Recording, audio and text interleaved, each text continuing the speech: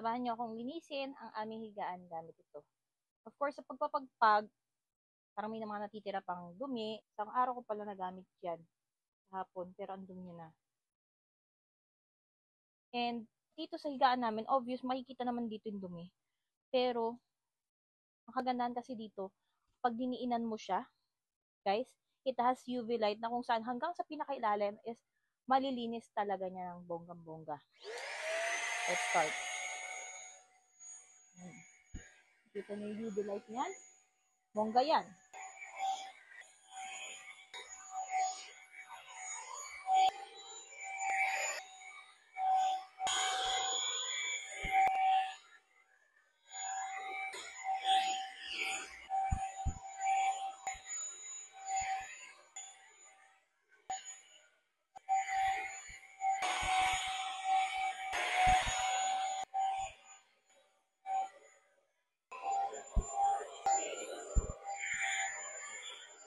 At malinis na ang ating higaan. Salamat dito sa ating vacuum. Kita niyo naman yung vacuum namin, oh.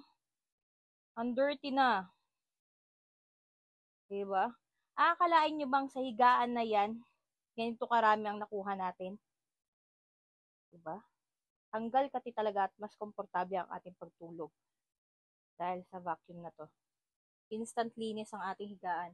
Eh, nakagandaan sa vacuum na to, mahaba yung cord niya. Hindi lang naman to pang bed, pwede rin mga pang sofa, sa mga kung anik-anik dyan, gusto nyong i-vacuum. Ang haba ng cord niya, and it has UV light. So, pag diniinan nyo yung vacuum, makikita nyo na nagkukulay violet siya. So, yun yung UV light na kung saan nakakatulong para sa ating higaan. So, para mas maging malinis siya at hindi pa mahaya ng mga mites.